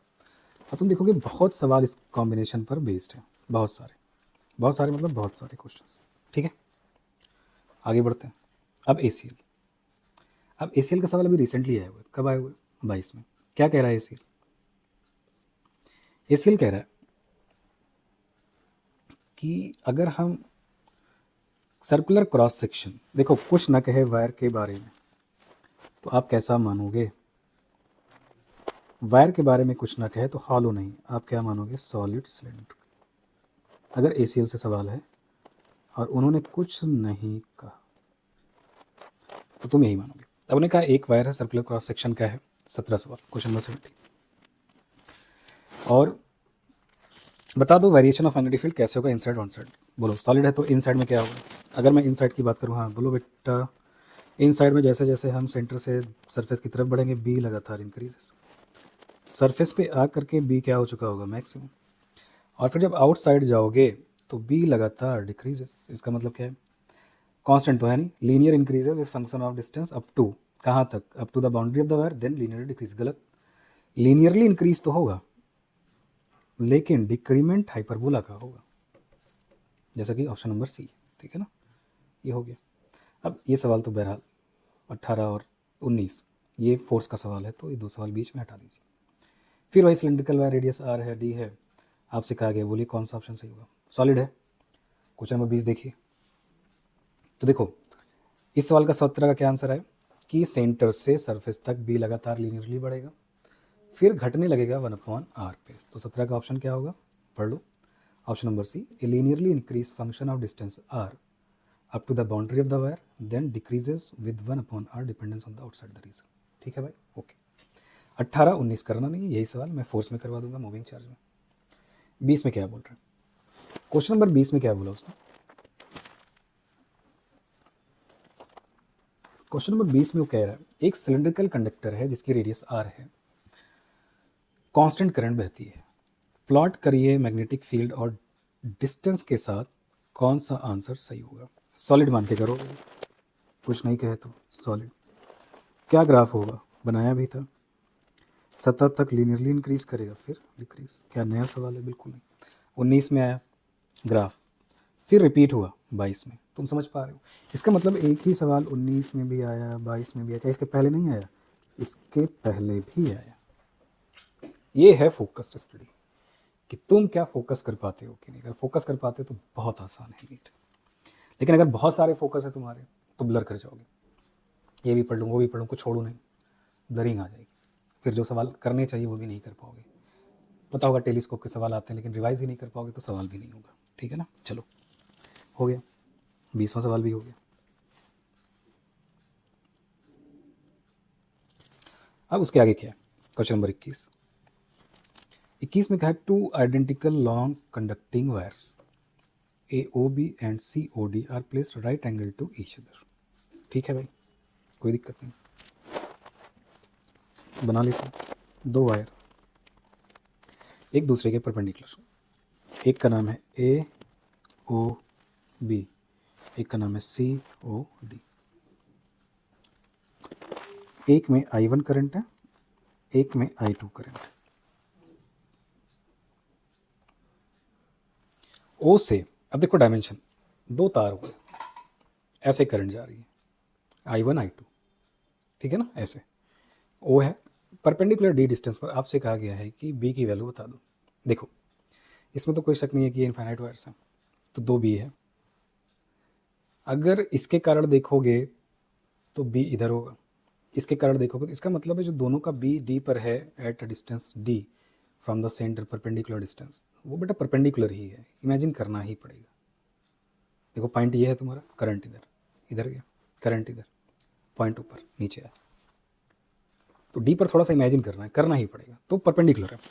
इसका मतलब अगर मैं बी नेट लिखना चाहूँ क्या लिखूंगा, अंडर रूट परपेंडिकुलर के लिए B1 square plus B2 square, B1 infinite mu not I upon 2πD का whole square I1 plus mu not I2 upon 2πD का होल स्क्वायर, क्या बाहर आ गया, म्यू नॉट अपॉन 2πD बाहर, अंदर क्या मिला, I1 square plus I2 square की power 1/2,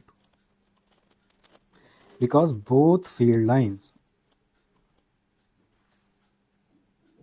perpendicular to each other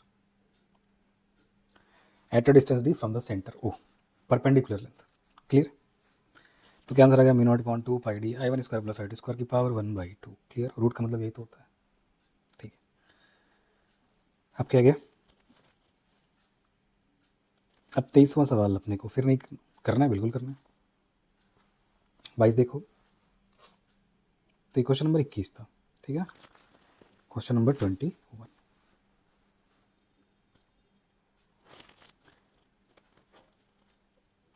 next है 22। दो वायर्स लिए, 5 ampere 2.5 ampere, separation 5 metre, mid point पर भी बता दो। 5 एम्पियर के लिए क्रॉस, 2.5 एम्पियर के लिए डॉट, बीच इस जगह पर आ जाओ, घटाते हैं, फिर डिस्टेंस सेम रही, 2.5 मीटर बीच में है ना। B1 5 एम्पियर के लिए mu naught into I upon 2πr cross, B2 mu naught into 2.5 upon 2π into 2.5 dot, काट दिया। तो यहाँ से हमें क्या मिला, ऊपर मिला म्यू नॉट अपॉन पाई, ठीक है। और नीचे मिला μ0/2 पाई, ज़्यादा कौन है? B1। तो बी नेट बराबर एक डॉट एक क्रॉस, दोनों एक दूसरे के अपोजिट, अंदर और बाहर, B1 माइनस B2।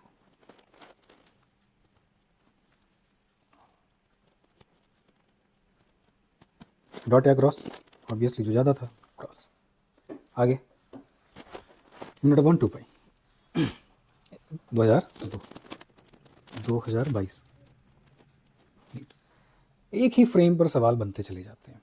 एक टॉपिक अगर तुम क्लियर कर लो तो तुम देखोगे कि एक ही फ्रेम पे सवाल बनते चले जाते हैं, और तुम्हारे लिए आसान भी होगा रिवाइज करना। बातें ज़्यादा क्या ही करनी यार, है ना, करते हैं आराम से, कोई दिक्कत नहीं, हो जाएगा बिल्कुल सर। तो इसका मतलब तुम्हें सवाल करने के लिए क्या करना होगा? सबसे पहले जितने सोर्सेज हैं, जितने वायर्स हैं, उन सब का पहले उस पॉइंट पर डायरेक्शन बना देख लोगे बाय यूजिंग राइट हैंड। उसके बाद क्या करोगे? उसके बाद फिर तुम वैल्यूज लिख लोगे ऑन द बेसिस ऑफ कि स्ट्रेट वायर है या सर्कुलर वायर। देख लेना डॉट क्रॉस में एडिशन सब्सट्रैक्शन मोस्टली यही होता है। वेक्टर एडिशन भी कई बार करना पड़ता है, 90 का एंगल मिलेगा आपको, लेकिन ज़्यादातर सवाल में तुम्हें सपोर्ट या अपोज ही मिलेगा। तो या तो ऐड करना होगा या तो घटाना होगा। जैसे अब 2022 में फिर नीट ने सवाल है सोलेनोइड के लिए, क्वेश्चन नंबर 23। देखते हैं। एक सोलेनोइड है, रेडियस 1 mm है, 100 टर्न्स पर mm है, 1 एम्पियर की करंट है, मैग्नेटिक फील्ड बताइए सेंटर पे। लॉन्ग सोलेनोइड की वैल्यू बताओ क्या होगा? यूनिफॉर्म होता है μ0I/Ni, सही है,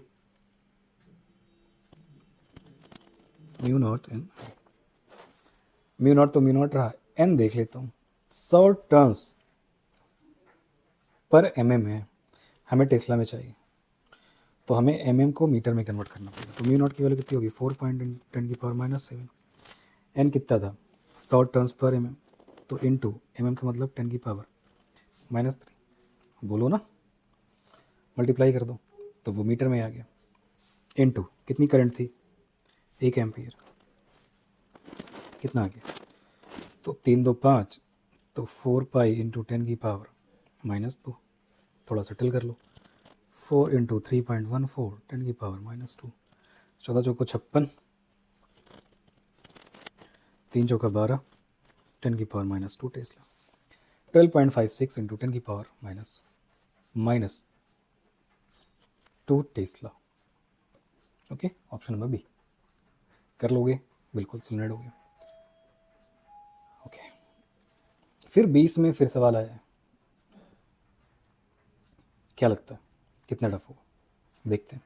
इसका मतलब सोलेनोइड का सवाल 22 में भी आया था, सोलेनोइड का सवाल 20 में भी आया था, नीट में ही आया था। तो सोचो किसी बच्चे ने अगर तुमसे, उसने इस तरह के टॉपिक्स ऐसे पढ़े होते, सपोज करो 25 में हम यही काम कर रहे होते, एग्जाम्पल समझने के लिए, तो इस काम से इस साल के पेपर में कितने सवाल हैं? जबकि ये कांस्टेंट है, ये आज नहीं बनाया मैंने, पिछले साल बनाया था। मैं तुम देख लेना, तुम टॉपिक टू टॉपिक तुम्हें लगेगा कि 40 क्वेश्चंस, 38 क्वेश्चंस, 39 क्वेश्चंस अराउंड इस सीरीज से। ये 25 में भी रहेगा, 24 में भी था, 23 में भी है, 26 में भी है। तो बहुत केयरफुल होकर पढ़ना। ये नोट्स तुम्हारे लिए बहुत ज़रूरी है। तुम्हारी कॉपी बड़ी है, बहुत कुछ उसमें लिखा गया है, उसको अपने छोटा किया, ताकि तुम एक सटीक तरीके से पॉइंट टू पॉइंट सोच सको कि किस टॉपिक से कैसे क्वेश्चंस बनते हैं। क्लैरिटी जितनी ज़्यादा होगी, सवाल के सही होने की प्रोबेबिलिटी उतनी ज़्यादा होगी। उम्मीद है तुम ये बात समझ पा रहे होगी, इसलिए तुम्हारे लिए बहुत ज़रूरी है। तो इसको ज़्यादा से ज़्यादा शेयर करो, ज़्यादा से ज़्यादा अपने दोस्तों तक पहुँचाओ कि उनको इसका फ़ायदा मिले, और चैनल को सब्सक्राइब करो, ठीक है ना, और कमेंट ज़रूर करो। उससे मुझे पता चलता है कि जो तुम पढ़ रहे हो तो तुम्हारे लिए फ़ायदेमंद है या नहीं है। ये बहुत ज़रूरी है मेरे लिए। तुम्हारे पॉजिटिव रिव्यूज़ और नेगेटिव दोनों मुझे चलेंगे, लेकिन जानना ज़रूरी है, ठीक है ना। मुझे फ़र्क नहीं पड़ता तुम नेगेटिव बोलोगे या क्या बोलोगे। अब 24 में सवाल है। मैंने कहा हाँ जी बताइए, कहा आ जाते हैं। मैंने कहा लॉन्ग सोलेनोइड है, 50 सेंटीमीटर लेंथ है, ठीक है, 100 टर्न्स हैं, 2.5 एम्पियर है। बी बता दो। μ0 है, μ0 4 पाई 10⁻⁻7। एन कितने टर्न्स? 100, कितने में? 50 सेंटीमीटर, मुझे मीटर चाहिए, -2। आई कितना? 2.5 एम्पियर। तो यहाँ से पॉइंट हटा के 10 कर दो, 2 आ गया, 1 शून्य से 1 शून्य उड़ा दो, ठीक है। तो ये बच गया यहाँ -2, ऊपर जाएगा 3 4, तो 2 से 2 चला गया, 2 पाई इंटू 10 की पावर माइनस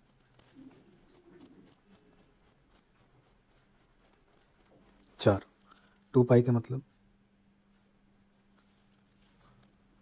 6.28 10 की पावर माइनस 4 टेस्ला आ जाएगा। 6.28 10 की power minus 4 Tesla, option number 1। ये सवाल थे मेंस के, सॉरी ये सवाल थे नीट के।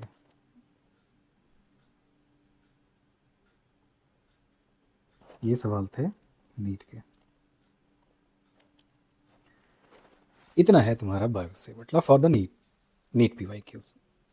एक एक स्टेप देख लेना, मैंने बहुत ध्यान से तुमको समझा दिया है। कुछ जगह तुम्हें विजुलाइज करना ही पड़ेगा, उसके लिए थोड़ा सा समय लो, थोड़ा सा थिंक करो, ताकि विजुलाइजेशन आ पाए। तुम विजुअल जितना बेहतर होते हो, सवाल करना तुम्हारे लिए उतना ईजी होता है। ठीक है, अब 2025 के सवाल है। वैसे तो मैं आपको बता सकता हूँ, लेकिन मैंने अभी यहाँ नहीं पढ़ाया। जब मैं आपको इंडक्टर पढ़ाऊँगा या मैं आपको EM वेव पढ़ाऊँगा, तब मैं मैग्नेटिक एनर्जी के बारे में बात करूँगा। जो मैग्नेटिक एनर्जी डेंसिटी होती है, तुम सबको पता होगा कितनी होती है, V²/2 म्यू नॉट। तो अगर मुझे एनर्जी पूछा गया है जस्ट लाइक कैपेसिटर, मैं क्या बोलूँगा? बोलूँगा ठीक है, टोटल एनर्जी स्टोर्ड बराबर क्या है, energy density into volume. Energy density कितना, V²/2 म्यू नॉट, अगर म्यू आर है तो म्यू आर, ठीक है ना, इंटू वॉल्यूम। सिलेंडर का वॉल्यूम कितना होगा, उसकी लेंथ और उसका एरिया LA। तो म्यू आर जो परमिटिविटी है वो कितनी है, म्यू आर लिखा गया है तुम्हारी, म्यू आर। तो बोल दो कितनी रिलेटिव परमिटिविटी है, 2। तो परमिटिविटी 2 है तो 2 से मल्टीप्लाई कर दो, कितना आ जाएगा, V²/4 mu naught LA। But ये मैंने आपको पढ़ाया नहीं, ये हम कहाँ पढ़ेंगे, ऐसा नहीं है कि नई चीज़ है, ये हम पढ़ेंगे EM वेव में, EM वेव में। यहाँ पे सवाल आ गया, मैंने करा दिया, कोई टफ चीज़ नहीं है। ये होती है एनर्जी डेंसिटी वैक्यूम में। अगर रिलेटिव है तो म्यू आर से मल्टीप्लाई कर देंगे, ठीक है ना। चलो अब क्वेश्चन नंबर 26 देखो। जो मैं सवाल तुमको डिस्कस कर रहा था कॉन्सेप्ट में, कि अगर कोई भी लूप है, वट एवर द सर्कुलर और स्क्वायर, अगर एक तरफ से करंट एंट्री करती है, ये एक तरफ से एग्जिस्ट करती है, तो B 0 होगा, लेकिन तब जब सेम वायर हो। मेंस ने यही सवाल बनाया, लेकिन उन्होंने कहा कि नहीं, 0 में आंसर नहीं चाहता। तो उन्हें कहा फिर क्या करें 25 में, नया करो ना, क्या दिक्कत है। 2025 क्या किया मेंस ने, अब मेंस के सवाल में ले रहा हूँ। मेंस ने कहा मेरे पास अब 2 वायर्स हैं, एक है ABC R रेडियस का, एक है ADC 2R रेडियस का, मैग्नेटिक फील्ड बता दो। सवाल करना पड़ेगा।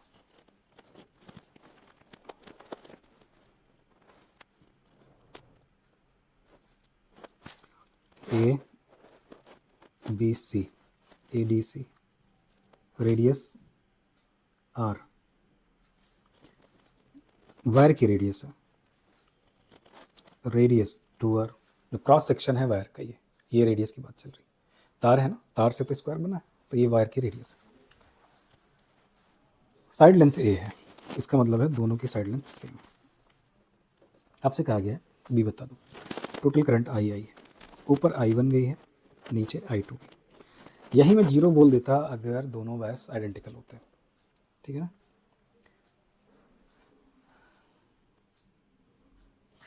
माफ करना, ये R2R रेजिस्टेंस दिया गया, सॉरी, तो रेडियस नहीं है, रेजिस्टेंस। सवाल में रेजिस्टेंस है, मुझे लगता है रेडियस है नहीं। तो जो रेजिस्टेंस है ABC का वो स्मॉल r है, ठीक है, स्मॉल r। और जो रेजिस्टेंस है ADC का वो है 2R। पहले तो मैं करंट निकालता हूँ। What is the ratio of current in parallel combination, I1/I2। अरे दोनों पैरेलल ना, ABC and ADC। Inverse R2/R1। R2 किसका, I2 का, कितना है ये 2R, R1R, this is I1/I2, 2:1। अब मैं I1 निकालता हूँ, ये तो रेशियो मिला ना, अब वैल्यू चाहिए, उसका रेशियो, टोटल करंट, I2 उसका ratio, total current, this is I1 and I2। Hello, ठीक है। अब आते हैं, अब मैं पहले तो ABC के लिए निकालता हूँ। तो मुझे बता बेटा, ये A है, एक वायर के लिए मैं बनाऊँ तो 90 डिग्री हो गया, ये तुम्हारा परपेंडिकुलर हो गया, ठीक है। तो ये तुम्हारा पूरा है a/2, ये है 45। तो मैं देखो निकाल रहा हूँ कुछ डायमेंशंस ताकि तुम सवाल कर पाओ, क्योंकि फील्ड लाइन्स निकालनी है ना अपने को, उसके लिए इसका फार्मूला भी होता है, लेकिन मैं फार्मूला नहीं करा रहा, मैं आपको डायरेक्टली निकाल दे रहा हूँ। तो मैं देखो ये वाला ट्रायंगल बाहर निकाल रहा हूँ,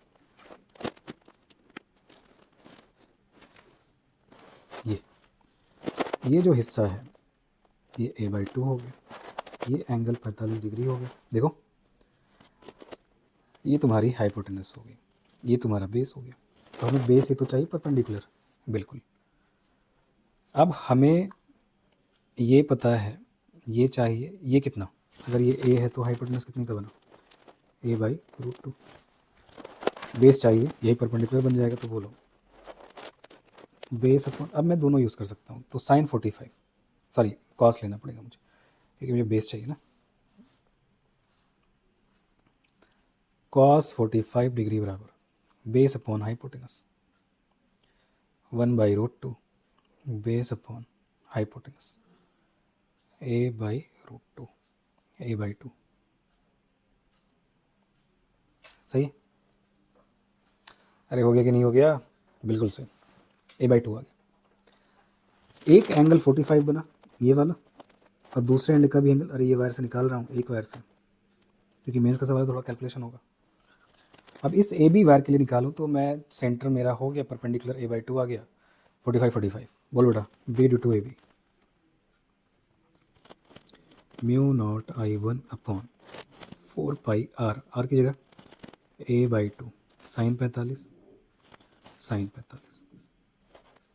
ऐसे कितने, एक का निकाल लेता हूँ, μ0 I1 आगे 2 4πa 1/√2 प्लस 1/√2, तो आ गया 2√2, 2 दूनी 4, 4 से 4 कट गया, तो 2μ0 I1 अपॉन 4πa इंटू 2√2, 2 2 4, कितना आ गया बच्चे, μ0 I1 अपॉन √2πa।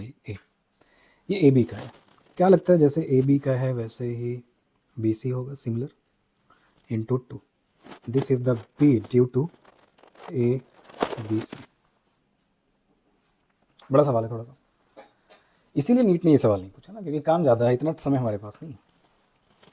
ठीक है भाई, मुझे पता है जैसा expression B A B C का है वैसा एक्सप्रेशन ही बी ए डी सी का होगा, वही डिस्टेंसेज है, सिमेट्री है बिल्कुल। बस जहाँ I1 है वहाँ I2 होगा, होगा कि नहीं। तो मैं बी ए डी सी लिख रहा हूँ, ये डायरेक्शन क्या होगी, तो करंट ऐसे गई है ए बी सी, घुमाओ क्रॉस, ए डी सी के लिए वही एक्सप्रेशन है μ0, अब I2 हो जाएगा अपॉन √2πa,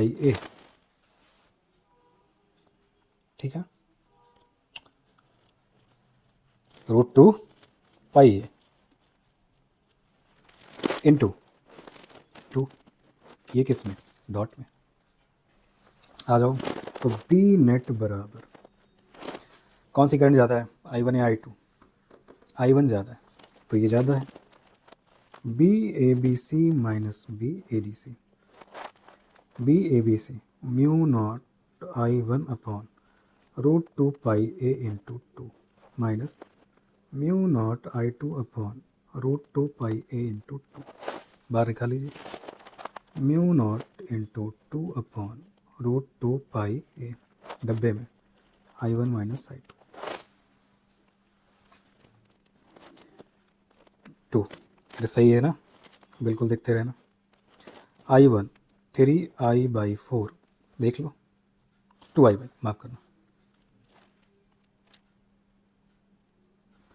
I1 कितना है, I1 है 2/3I माइनस I/3, तो 2 में से 1 चला गया तो कितना बचा, 1/3 बच गया, 2/3 में से 1/3 गया तो 1/3 बच गया, तो क्या आ गया बेटा जी, तो तुम्हारा जो आंसर बना वो क्या बन गया, 2μ0 अपॉन √2πa I/3, ठीक है ना। तो 3 नीचे रहेगा, 2√2, तो √2 से मल्टीप्लाई, √2 से डिवाइड, तो √2 ऊपर चला जाएगा, तो एक्सप्रेशन आएगा √2μ0 I अपॉन 3πa। ये है हमारा आंसर, ऑप्शन नंबर डी। अब एक थोड़ा सा चेंज किया सवाल ने और सवाल इतना फैल गया कि पहले मुझे क्या क्या करना पड़ा, देख लो। पहले मुझे करंट निकालना पड़ा, फिर मुझे ये एक ट्रायंगल निकाल के फिर मुझे ए निकालना पड़ा परपेंडिकुलर। जब वो आ गया तब मैंने फिर एक पार्ट के लिए सॉल्व किया, ऐसा ही दूसरा पार्ट होगा तो 2 से मल्टीप्लाई कर दिया। फिर कॉमन सेंस लगाया, जैसे 2 वायर ऊपर है वैसे 2 नीचे, तो एक्सप्रेशन तक जैसा ही आने वाला है, बस जहाँ I1 है वहाँ I2 हो जाएगा। फिर मैंने देखा कौन ज़्यादा कौन कम, फिर घटाया, फिर आंसर। ये मेंस में आ सकता है क्योंकि मेरे पास 30 समय होता है, सवालों की संख्या कम होती है। हमारे पास सवालों की संख्या ज़्यादा होती है तो कन्फर्म है ये सब सवाल नहीं आएगा। ये है तो हमें बेटा करना पड़ता है, ठीक है। वरना तुम एक काम कर सकते हो, तुम इसका एक्सप्रेशन भी याद कर सकते हो। तुम्हें फाइनल एक्सप्रेशन ये मिलेगा ए बी सी का या ए डी सी का, μ0I√2πa/2, ए साइड लेंथ। अब टेस्ट में कभी आ गया तो इतना नहीं करना पड़ेगा, यहाँ से देख लो एक्सप्रेशन यही मिलेगा, जहाँ I1 है I1 ले लेना, जो दूसरा टुकड़ा है I2 ले लेना, I1 I2 का यहाँ से रेशियो निकाल लेना उनके रेडियस। तो मैं इसी सवाल को थोड़ा सा नीचे छोटा कर देता हूँ। एक हिस्सा ये करना पड़ेगा, ये याद करना पड़ेगा, बस दोनों को घटाना पड़ेगा क्योंकि दोनों एक दूसरे के अपोजिट होंगे। नेक्स्ट अब देखो, जितना 27 का सवाल है, एक सेमी सर एक आर्क है, 2 वायर्स हैं, और एक बार डिस्कस करना रह गई थी क्या, नोट। मान लेते हैं ये वायर है, पॉइंट पी वायर के जस्ट सामने है, फ्रंट पे नहीं, उसकी लाइन में है। तो इस वायर के कारण जो बी रहता है उसकी लाइन में वो 0 रहता है, मतलब वायर की लाइन पर B due to wire is equal to 0।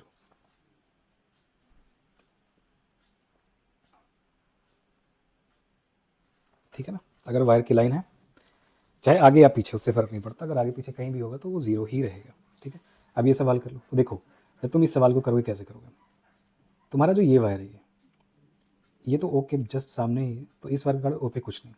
हाँ, अब इसके कारण सेमी इनफाइनाइट ओ के लिए यहाँ से यहाँ तक, और फिर ये तुम्हारा 270 डिग्री, इसके लिए क्रॉस, इसके लिए भी क्रॉस क्योंकि ओ इधर है, वायर के लिए क्रॉस। तो सेमी इनफाइनाइट का और 270 डिग्री का आपको बस बी निकाल के ऐड कर देना है, आंसर आ जाएगा। ठीक। नेक्स्ट फिर वही सवाल, ACL का क्वेश्चन कब आया, 25 में। सोचो मैं तुम्हें क्या सिखाना चाह रहा हूँ, ये बहुत ज़रूरी है कि तुम क्या लर्न कर रहे हो इस चैनल से। ये चैनल तो क्यों तुम सब्सक्राइब करो, क्यों, क्योंकि चैनल तो बहुत सारे हैं, पढ़ाने वाले भी बहुत, फिर मैं क्यों करूं, तो इसलिए करूं क्योंकि मैं कोशिश करता हूं तुम्हें वो सब सिखाने की जो तुम्हें एग्ज़ाम को क्रैक करने में बहुत मदद करेगा। पॉइंट टू पॉइंट तुम एडजस्ट कर पाओगे, कि फोकस कर पाओगे कि हाँ किस टॉपिक से किस तरह के क्वेश्चन हैं। देखो सवाल फिर रिपीट हो गया,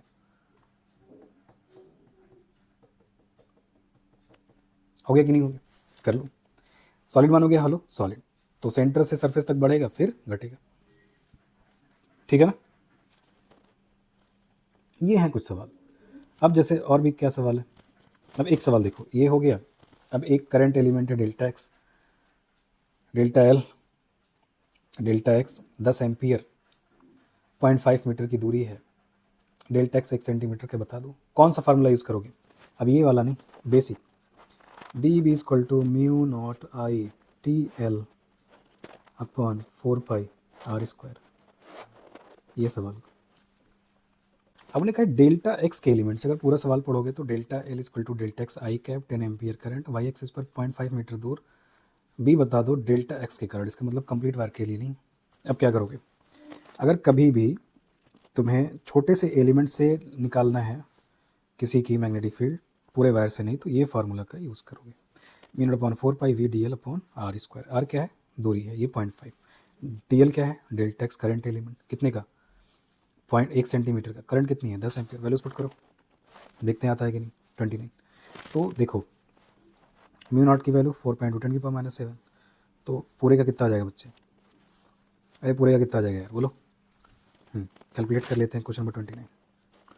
तो ये आज बचेगा 4π10⁻⁷ अपॉन 4π आई 10 एम्पियर, dl कितना 1 सेंटीमीटर, और आर कितना 0.5 मीटर स्क्वायर। सॉल्व करिए, 4 पाई से 4 पाई चला गया, 10⁻⁻7, 10⁻⁻1, 25 इंटू 10⁻⁻2, ऊपर गया +2 हो गया, तो 7 1 8 2 6, 1/25 इंटू 10⁻⁻6, 100 कर दो, 25 रखो तो 100 इधर किया तो -8 करो, 4 into 10⁻⁻8, answer option number B. ये रिसेंटली क्वेश्चंस में इसने पूछे। इसका मतलब बेटा तुम ध्यान से सीखोगे ना तो तुम्हें लगेगा हाँ जो कुछ हम डिस्कस कर रहे हैं बेटा वही सब सवाल फिर से मिलेगा और ये याद भी रहेगा। ठीक है, कर लेंगे। देखो तो एक सवाल ACL से आगे कि आप ग्राफ बता दो। अब ये 25 में पूछा मीन्स ने, क्या एक बार आया? नहीं, बहुत बार पूछा गया।